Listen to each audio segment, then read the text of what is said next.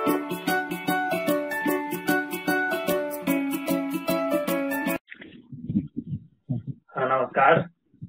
स्वागत है आप सभी का योग दर्शन की कक्षा के विभूतिपात के अंतर्गत अग्रिम भाग। अभी तक आप 42 सूत्रों का अध्ययन कर चुके हैं विभूतिपात के अंतर्गत। यहाँ से 43वें सूत्र का अध्ययन और इससे अग्रिम अध्ययन प्रारंभ करने जा रहे हैं। तो स्वागत है आप सभी का योग दर्शन की कक्षा में। तो अंतिम सूत्र क्या था हमारे पास? 42वां संबंध संयमाल लघुतूल समापत्ते पत्तेश्चाकाश समगमनम। कायाकाशयोः संबंध संयमात् लघुतूल समापत्ते साकाश गमनम। काया और आकाश के साथ जो संबंध है, काया और आकाश का जो संबंध है, उस संबंध के साथ संयम करने से, संयम अर्थात ध्यान धारणा समाधि रूप संयम करने से लघु तूल समापत्ति, लघु अर्थात हल्कापन, तूल अर्थात रुई के समान और समापत्ति अर्थात समभाव, रुई के समान हल्कापन प्राप्त होता है। और आकाश गमनम, आकाश में गमन करने की योग्यता प्राप्त हो जाती है। ठीक है जी। अभी हम गमन कहाँ करते हैं? धरती पर करते हैं, पृथ्वी पर करते हैं। लेकिन यदि आप काया और आकाश का जो संबंध है, उस संबंध में संयम करेंगे, ध्यान धारणा समाधि करेंगे, तो आपको अत्यंत हल्कापन प्राप्त होगा। और जब आप हल्के हो जाएंगे तो आकाश में ठहरने की योग्यता आ जाएगी। तो आकाश में भी आप गमन कर सकते हैं। ठीक है। जिस प्रकार से पक्षी गमन करते हैं या कोई हल्की चीज आकाश में उड़ चलती है, उसी प्रकार से योगी भी आकाश में विचरण करने की क्षमता को प्राप्त कर सकता है। यहाँ तक हो गया था पिछली कक्षा में।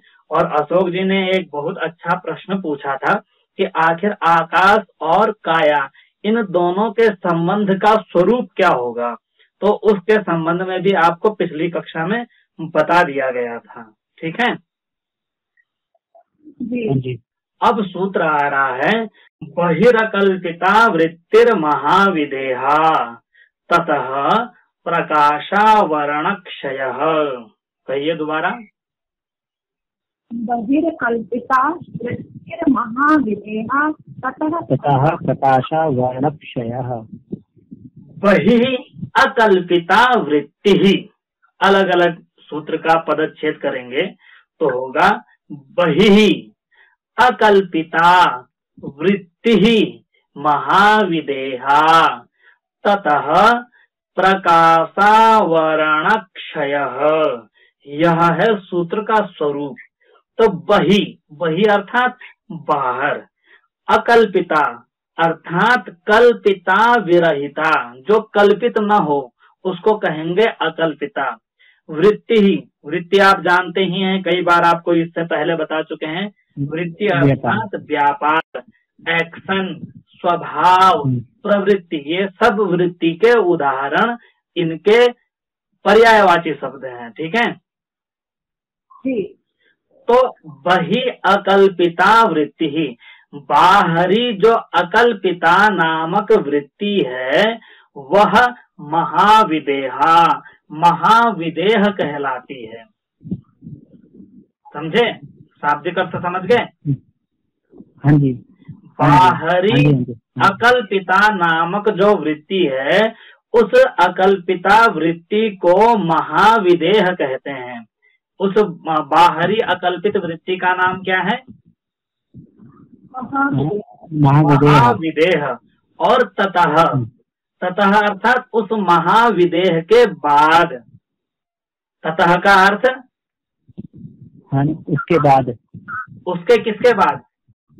महाविदेह के बाद। हाँ, उस महाविदेह के बाद प्रकाशावरण क्षय। प्रकाशावरण क्षय में तीन शब्द हैं। प्रकाश, आवरण और क्षय, इन तीनों शब्दों का समास हुआ है, तब पद बना है प्रकाशावरण क्षय। क्या पद बना है? प्रकाश आवरण क्षय। प्रकाशावरण क्षय, ऐसा कहिए। क्या पद बनेगा? प्रकाशावरण क्षय। प्रकाशावरण क्षय। अब देखिए, प्रकाशावरण क्षय में कौन सा समास है, ये निर्धारित वाक्य के अर्थ से होगा। ठीक है, तो वाक्य को सुसंगत बनाने के लिए जो पूर्व पक्ष है उसके साथ संबंध बनाना आवश्यक है। तो प्रकाशावरण क्षय, प्रकाश है, प्रकाश रूपी जो आवरण उसका क्षय, यह अर्थ भी संभव है। प्रकाशस्य यत् आवरणम तस्य क्षय, प्रकाश का जो आवरण उसका क्षय, यह अर्थ भी संभव है। प्रकाशः च यत् आवरणम तस्य क्षय, प्रकाश ही है आवरण, ऐसे आवरण का क्षय, यह अर्थ भी संभव है। दोनों दृष्टियों से विचार करने पर हमें अर्थ ऐसा निकालना होगा जो सुसंगत बैठे प्रसंग के अनुसार। तो पहला अर्थ निकालते हैं कि प्रकाश रूपी जो आवरण उसका क्षय। तो प्रकाश किसका प्रतीक है? ज्ञान का प्रतीक है। किसका प्रतीक है?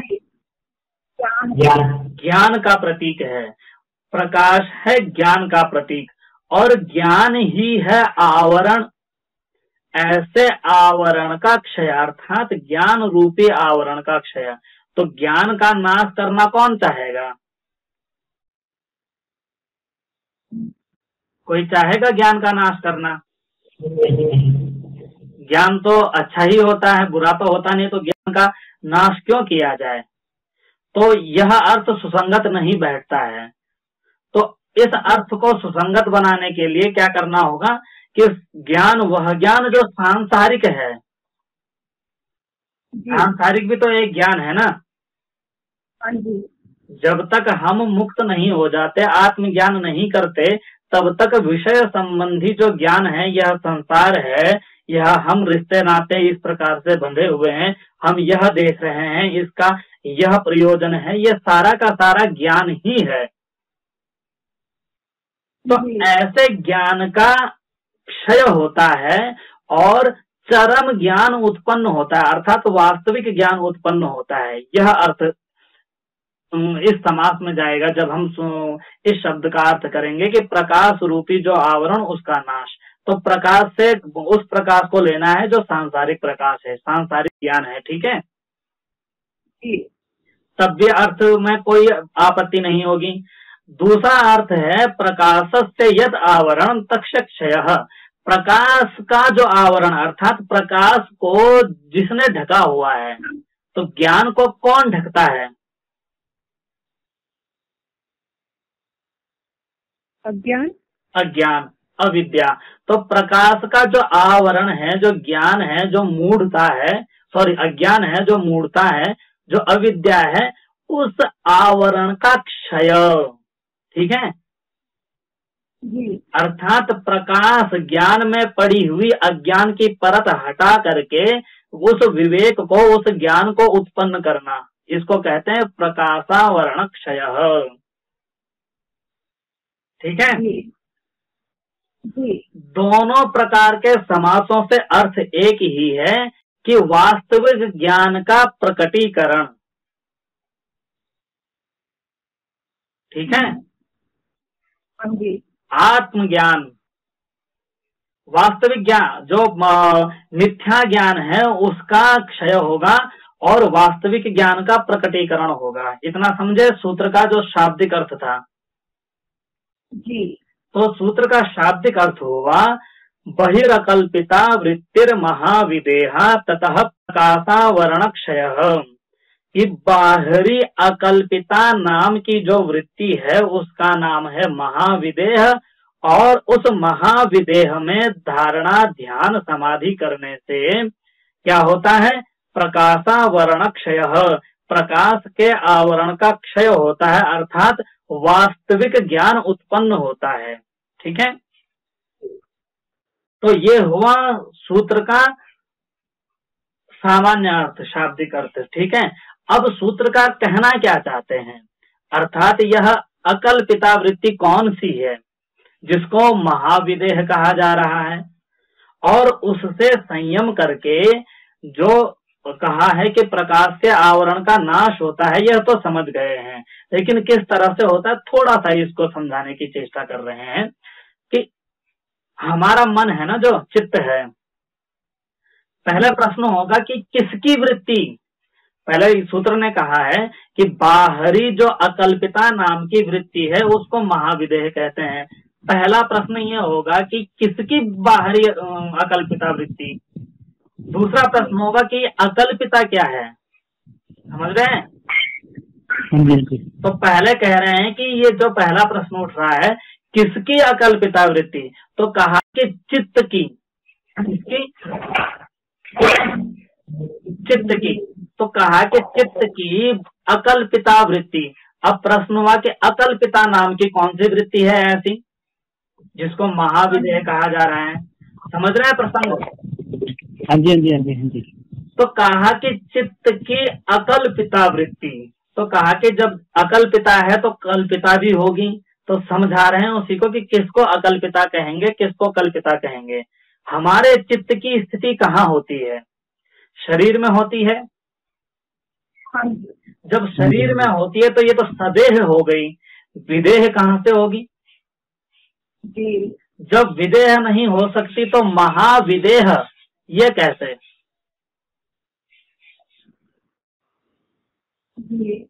तो कहा कि ये कॉन्सेप्ट कैसे समझेंगे हम कि चित्त की जो वृत्ति है वह महाविदेह भी हो सकती है, क्योंकि यहाँ तो विदेह होने की संभावना भी नहीं लग रही है, फिर महाविदेह हो जाएगी इसकी तो संभावना ही नकारने की सी प्रतीति हो रही है।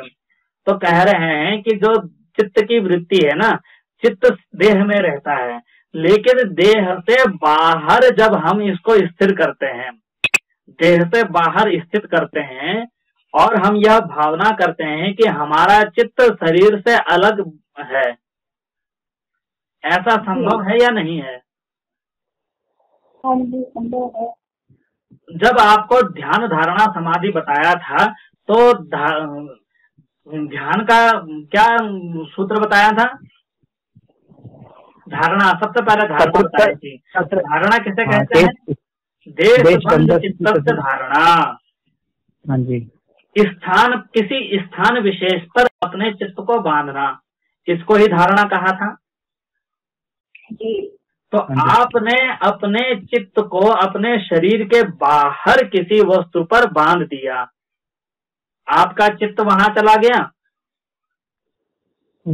लेकिन अभी तो आपका चित्त आपके शरीर में ही है ना, आपने चित्त का केवल बंधन किया है वहां। हाँ जी। उसके बाद दूसरा स्टेप है ध्यान का। ध्यान किसे कहते हैं, तत्र प्रत्येकतानता ध्यानम। तत्र प्रत्येकतानता ध्यानम, जहां आपने चित्त को बांधा है वहां तत्र प्रत्येकतानता, जो धारणा है उसकी जो निरंतरता है, बार बार उसका ध्यान करना, जो उसका धारणा करना, उसी का नाम है ध्यान। अर्थात उसका नैरंतर्य, ध्यान का नैरंतर्य, ये हुआ दूसरा स्टेप ध्यान। उसके बाद समाधि की स्थिति आती है। समाधि किसे कहते हैं, तदेव अर्थ मात्र निर्भासम स्वरूप शून्यमिव समाधि। तदेव, वही जो ध्यान है, वही जो एक देश में आपने धारणा की है, उसके बाद उसी में जो ध्यान किया है, उसी में ध्यान करते करते जब अर्थ मात्र की निर्भासना हो, अर्थात अर्थ मात्र की प्रतीति हो, अर्थ कौन होगा, वह देश होगा जिसमें आपने धारणा की है। क्लियर। और जब उस अर्थ मात्र की ही प्रतीति मात्र रह जाए और आप अपने स्वरूप से हट जाओ, मैं हूं, इस सत्ता का अभिमान हट जाए और अर्थ मात्र की ही प्रतीति हो जाए, उसको समाधि की स्थिति कहते हैं। तो इसी स्थिति में आप अपने चित्त को दूसरी अपने शरीर से बाहर कर सकते हैं या नहीं कर सकते हैं। कर सकते हैं। हाँ, कर सकते हैं। तो अभी जो हम कह रहे थे कि असंभव है, उस असंभव को संभव कर दिया है। ठीक है, जी नामुमकिन से हाँ मुमकिन करके हमने दिखाया है। जी ठीक है ना। तो कहा कि जब आप अपने चित्त को अपने शरीर के बाहर किस जगह पर स्थिर करते हैं, स्थिर करने की जब भावना मात्र होती है, ठीक है, तो वह कहलाती है कल्पित वृत्ति। अर्थात उस समय आपने केवल भावना की है। भावना का मतलब यह है कि आपको पता है कि अभी मैं सदेह हूं। हाँ जी तो जब आपको यह पता होता है कि मैं सदेह हूं, लेकिन आप भावना करते हैं कि मेरा चित्त बाहर है, तो इसको कहते हैं कल्पित वृत्ति। इसको क्या कहते हैं? कल्पित वृत्ति। कल्पित वृत्ति। तो उस कल्पित वृत्ति को विदेह अवस्था कहते हैं। कैसी अवस्था कहते हैं? विदेह अवस्था। विदेह। लेकिन जब यह कल्पित को आप कल्पित न करके वास्तविक रूप से अपने चित्त को शरीर के बाहर बांध देते हैं और वही अर्थमात्र निर्भासम स्वरूप शून्यम इव की दशा को प्राप्त कर लेते हैं, यानी अपने शरीर से हटा करके अपने चित्त को बाहरी प्रदेश में बांध देते हैं, वास्तविक रूप से, केवल भावना नहीं, वास्तविक रूप से जब उसको बांध देने की अवस्था हो जाती है तो वह कहलाती है चित्त की अकल्पिता वृत्ति। क्या कहलाती है? अकल्पिता वृत्ति। अकल्पिता वृत्ति। वो कल्पित नहीं है, बल्कि वास्तविक रूप से आपने चित्त को बाहर बांध दिया है। ठीक है। तो ऐसी जो अकल्पिता वृत्ति है, बाहरी शरीर से बाहर के पदार्थ में या शरीर के बाहर कहीं अपने चित्त को जो बांध देना है और तदाकार में हो जाना है, उसी का नाम है चित्त की बहिर्कल्पिता वृत्ति। क्या नाम है उसका? बहिर्कल्पिता वृत्ति। अकल्पिता वृत्ति। अकल्पिता वृत्ति है वो, और यही अकल्पिता वृत्ति कहलाती है महाविदेह। क्या कहलाती है? महाविदेह। महाविदेह। और इस महाविदेह की स्थिति में पहुंचने पर क्या प्राप्त होता है? प्रकाशावरण क्षय। प्रकाश के आवरण का क्षय हो जाता है, यानी प्रकाश हमारी बुद्धि की जड़ता जिस कारण से बनी हुई है, हमारी बुद्धि जिस कारण से कुंठित हो रखी है, जिस कारण से उस बुद्धि को वास्तविक ज्ञान नहीं हो पा रहा है, वो सारे कारणों का नाश हो जाता है। ठीक है। बुद्धि पे पड़ी हुई धूल का नाश हो जाता है। बुद्धि में पड़ा हुआ जो आवरण है, जिससे बुद्धि ढकी हुई है, अपनी शक्ति को नहीं पहचान पा रही है, उस कारण का नाश हो जाता है, तो प्रकाश उत्पन्न होता है। ठीक है। ये विशेष प्रकार के देह को बोलेंगे ना, विदेह जी। विशिष्ट मतलब विधेय का अर्थ क्या हुआ, यही है ना? अरे ये इतना व्याख्या बताई फिर भी तुझको समझ नहीं आई, तो बताइए इसमें मेरी क्या गलती है भाई? जी मेरे को समझ में आई। विदेह का मतलब है विमुक्त देह, जो देह से अलग है। अच्छा। पूरी व्याख्या समझाई कि शरीर से अलग करके बाहर में करना है, फिर भी तुझको विदेह का मतलब पता नहीं चल रहा है। हाँ पता लग गया ना। हाँ, तो विदेह का मतलब है देह से अलग। हाँ। क्योंकि यह केवल काल्पनिक नहीं है, वास्तविक है, इसलिए इसमें एक विशेषण और जो जोड़ दिया, महाविदेह। हाँ। ठीक है। ठीक है। तो यह हुआ 43वें सूत्र, बहिर्कल्पिता वृत्तिर महाविदेह ततः प्रकाशावरण क्षय। ठीक है, इस सूत्र का व्याख्यान। इसी प्रकार का व्याख्यान आपसे पहले बहुत सारे सूत्रों के अंतर्गत आ चुका है, क्योंकि ये प्रकाश के आवरण का क्षय अनेक शब्दों में कहा, कहीं का है विवेक ज्ञान उत्पन्न होता है, कहीं का है ऋतंबरा प्रज्ञा हो जाती है, इस प्रकार अनेक सूत्रों में आ चुका है। ठीक है। तो बहिर्कल्पिता वृत्तिर महाविदेह ततः प्रकाशावरण क्षय, इसका अर्थ हुआ कि चित्त की जो बाहरी अकल्पिता नाम की वृत्ति है, उस अकल्पिता वृत्ति को महाविदेह कहते हैं। अर्थात हमारा चित्त जब किसी चित्त से बाहर बन जाता है और उसमें एकत्व प्राप्त करता है, तदाकार हो जाता है, तो ऐसी जो चित्त की अवस्था है उस अवस्था का नाम क्या है? बहिरकल्पिता वृत्ति है और उस अवस्था का नाम महाविदेह है। और उस महाविदेह की अवस्था में पहुंच जाने के बाद साधक को क्या प्राप्त होता है? प्रकाश आवरण ज्ञान। शुद्ध बुद्धि उत्पन्न होती है, प्रकाश के आवरण का क्षय हो जाता है। ठीक है, आत्मज्ञान। ठीक है। जी तो यह हुआ हमारा 43वां सूत्र, बहिरकल्पिता वृत्तिर महाविदेहा ततः प्रकाशावरण क्षय। ठीक है। अच्छा, हाँ जी।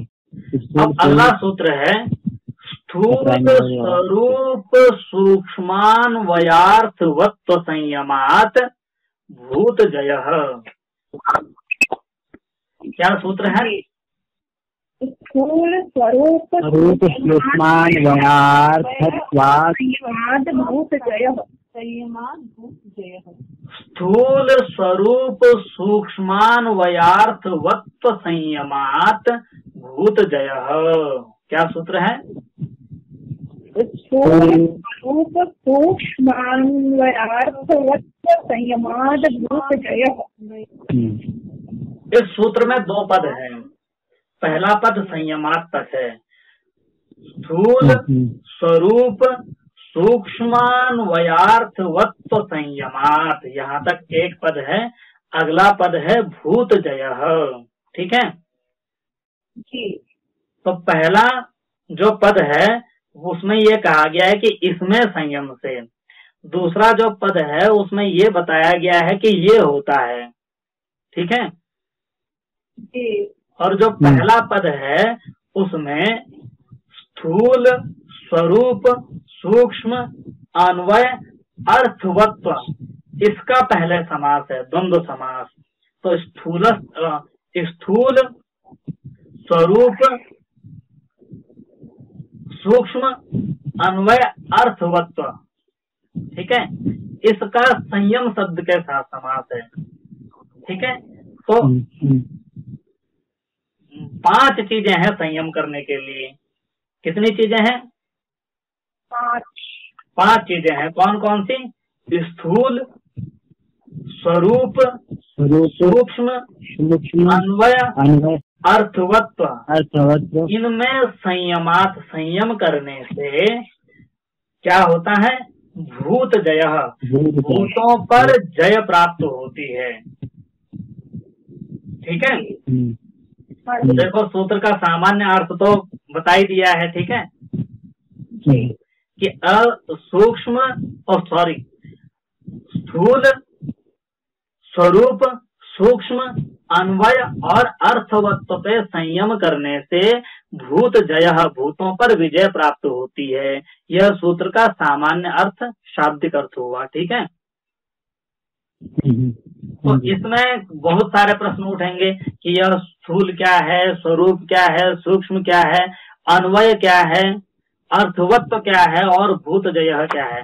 तो हम उल्टे से समझाते हैं आपको। यानी सबसे पहले भूत जय किसका नाम है? तो भूत जय यहाँ भूत का मतलब भूतकाल से नहीं है, क्योंकि भूत का मतलब भूतकाल भी होता है। ठीक है। यहाँ भूत का मतलब है पंच महाभूत। ठीक है। तो पंच महाभूतों पर विजय प्राप्त होती है, समझे? तो पंच महाभूतों पर विजय करने के लिए संयम करना चाहिए। संयम का मतलब है ध्यान धारणा समाधि। कहाँ संयम करना चाहिए?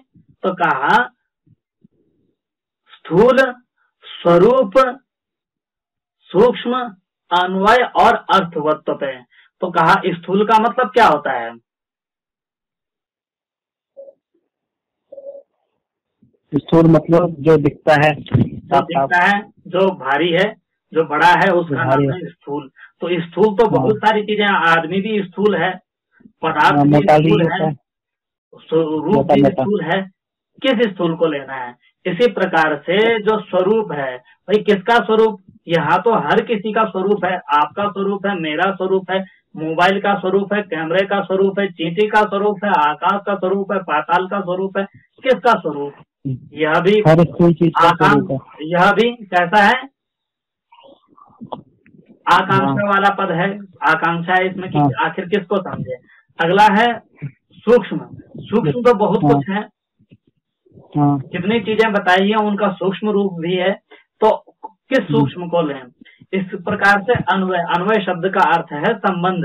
तो यहाँ तो संबंध भी बहुत प्रकार के हैं। आपका और मेरा संबंध है, मोबाइल का और मेरा संबंध है, कैमरे का मेरे साथ संबंध है, ठीक है, बालों का मेरे साथ संबंध है, माता पुत्र का संबंध है, माता पिता का संबंध है, गुरु शिष्य का संबंध है, अनेक प्रकार के संबंध है। किस संबंध को समझे। दूसरा है अर्थवत्व। अर्थवत्ता अर्थात प्रयोजन। यहाँ तो हर किसी का हर किसी से प्रयोजन है। स्वार्थ लाग करे सब प्रीति, ठीक है। कि किसको समझे। तो कहा कि पहले तो आप इनको समझिए कि ये क्या है। तो जो आप समझ रहे हैं वही ये है। स्थूल का मतलब जो दृष्टिपथ में आए, जो दिखते हैं उनको कहते हैं स्थूल। स्वरूप अर्थात जो उनका स्वरूप है, जो परिचय है, जो लक्षण है, उसी को कहेंगे स्वरूप। अगला है सूक्ष्म। सूक्ष्म मतलब बहुत छोटा, जो इंद्रियों से प्राप्त न हो, उसको कहेंगे सूक्ष्म। बताया था सूक्ष्मत्वम चा लिंग पर्यवसानम, इस तरह से एक सूत्र आया था ना पहले। हाँ जी। तो वही सूक्ष्म है। प्रकृति पर्यंत इंद्रियों से जिनका प्रतीति नहीं हो सकती, वहां से लेकर के प्रकृति पर्यंत जो कुछ है वह सारा सूक्ष्म है। अन्वय। अन्वय का मतलब है संबंध, ठीक है, संबंध दो का एक साथ मिलना। अर्थवत्व का मतलब है प्रयोजन। तो अब कहा कि देखिए आपको हम बता रहे हैं कि भूत जयः, भूतों पर विजय प्राप्त होती है। तो इन पांचों का संबंध भी भूत से ही समझना है, ठीक है जी। अर्थ निकालने के तरीके व्याकरण शास्त्र में बताए गए हैं। संयोगो विप्रयोग इत्यादि, उसके माध्यम से चूंकि भूतों के साथ इनका संयोग है तो भूत के साथ ही ये पांचों चीजें समझनी है। अर्थात अब सूत्र का अर्थ डिसाइड होगा कि भूतों का जो स्थूल स्वरूप है, पंच महाभूतों का स्थूल स्वरूप है कि नहीं कुछ।